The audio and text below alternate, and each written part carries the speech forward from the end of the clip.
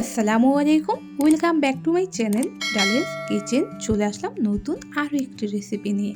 আজকের পর্বে আপনাদের জন্য আমার আয়োজন লুচি ও আলুর দম। এটি আমি বাসায় যেভাবে তৈরি করে থাকি সেভাবেই ট্রাই করছি। চলুন তাহলে চলে যাচ্ছি রেসিপির মূল পর্বে। এখানে আমি আগে থেকেই আলুগুলো সিদ্ধ করে ছিলে নিয়েছি।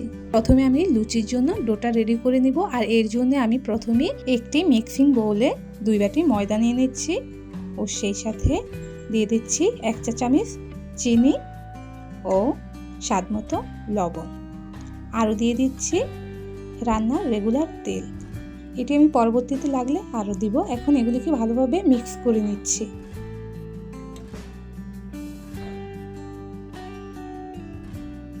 এখানে আমার আরও তেল লাগছে। এখানে আমার প্রায় 3 টেবিল চামচ তেল লেগেছে। এগুলিকে আমি ভালোভাবে মিক্স করে নিচ্ছি। যখন এইভাবে দলা পেকে যাবে তখন বুঝতে হবে তেলটা পারফেক্ট হয়েছে ও সেই সাথে তেলের সাথে ময়দাগুলো ভালোভাবে মিক্স হয়ে গেছে। এখন দিয়ে দিচ্ছি নর্মাল পানি। এই পানিগুলো আমি অল্প অল্প করে দিয়ে একটি মিডিয়াম ডো তৈরি করে নিয়েছি। এটি হবে শক্তও না আবার নরমও না। এখন আমি এটির উপরে সামান্য তেল মাখিয়ে নিয়ে কিছুক্ষণের জন্য রেস্টে রেখে দেব।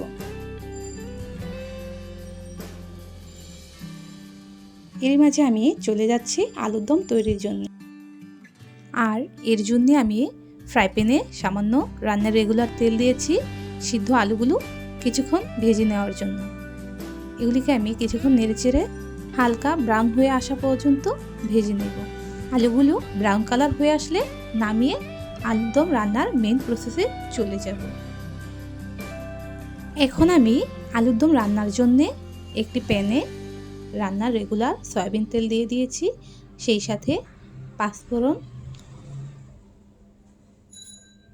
ও সাথে 2টা তেজপাতা, একটা দারুচিনি ও 2টা এলাচ, সাথে সামান্য পানি অ্যাড করে দিচ্ছি। আরও দিয়ে দিচ্ছি একটি টমেটো কুচি ও 2 টেবিল চামচ পেঁয়াজ পেস্ট, 1.5 টেবিল চামচ আদা রসুনের পেস্ট। আরও দিয়ে দিচ্ছি 1 চা চামচ কাঁচামরিচের পেস্ট।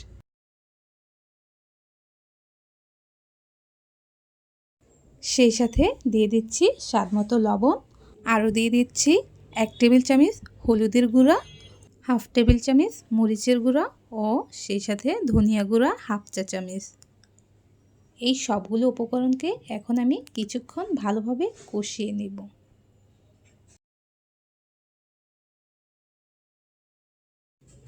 মশলাগুলো ভালোভাবে কষানো হয়ে গেলে দিয়ে দিব আগে থেকে ভেজে রাখা সিদ্ধ আলু।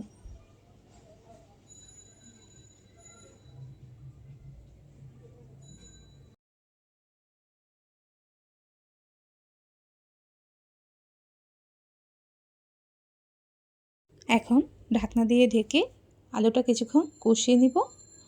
কষানো হয়ে গেছে। এই পর্যায়ে আমি দিয়ে দিব পরিমাণ মতো পানি। এখানে আমি 2 গ্লাস পরিমাণ পানি দিয়ে দিয়েছি।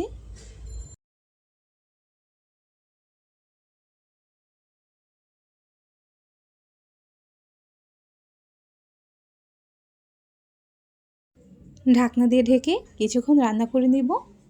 এই পর্যায়ে ঢাকনাটা তুলে এখন আমি দিয়ে দিচ্ছি পাকা কাঁচামরিচ 4টা। এখানে আমি মাঝখানে কাঁচামরিচটা একটু ফালি করে দিয়েছি যাতে কাঁচামরিচের ফ্লেভারটা আলুদমের ভিতরে চলে আসে।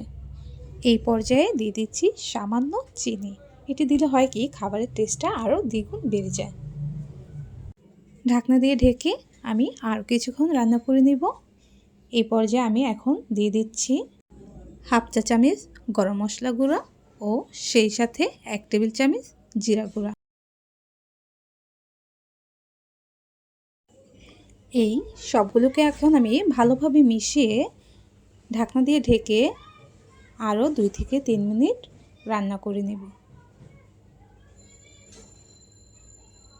এই তো এই পর্যায়ে এখন আলুদমটি আমার রেডি হয়ে গেছে। এখন চলে যাব পরিবেশনে। এখন একটি বাটিতে কিছু আলুর দম তুলে আলাদা করে নিচ্ছি।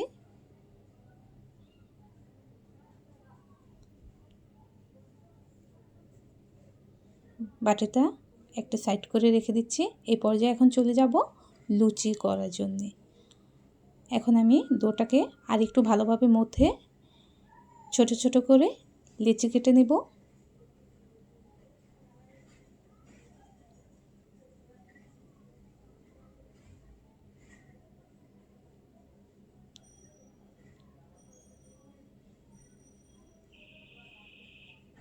এই একই সাইজ করে আমি ছোট ছোট করে লিচিগুলো কেটে নিয়েছি। এই পর্যায়ে এখন আমি লুচি বেলে নিব।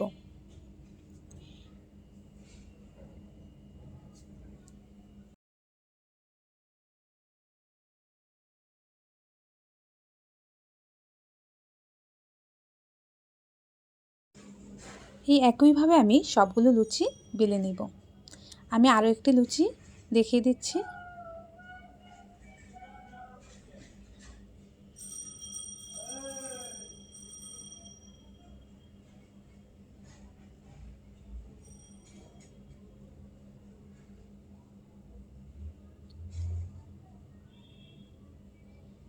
এই একইভাবে আমি সবগুলো লুচি করে নিয়েছি। এই পর্যায়ে এখন আমি ভাজার জন্য চুলায় চলে যাব। তেলটা গরম হয়েছে কিনা দেখে নিচ্ছি। এখন একটি করে লুচি তেলে ছেড়ে দিব ও সেই সাথে চামচের সাহায্যে লুচির উপর হালকা প্রেস করলেই লুচিটা ফুলে উঠবে।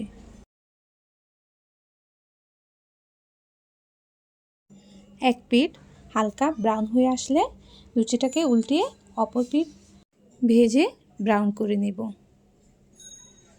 মিডিয়াম ব্রাউন হয়ে আসলে লুচিটা তুলে নেব। এইভাবে আমি বাকি লুচিগুলো ভেজে নেব। আপনারা যারা সকালের নাস্তায় একই রকম খাবার খেয়ে বোর হয়ে যাচ্ছেন, তারা চাইলে মাঝে মাঝে সকালের নাস্তায় মুখে লেগে থাকার মতো মজাদার এই রেসিপিটা ট্রাই করতে পারেন।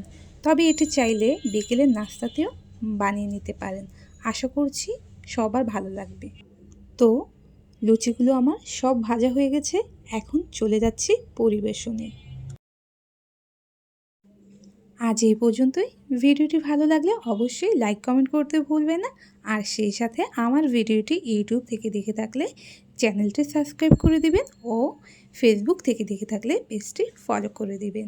আবার কথা হবে নতুন কোনো ভিডিও নিয়ে। সেই পর্যন্ত সাথেই থাকুন। সবাই ভালো থাকুন, সুস্থ থাকুন। আল্লাহ হাফেজ।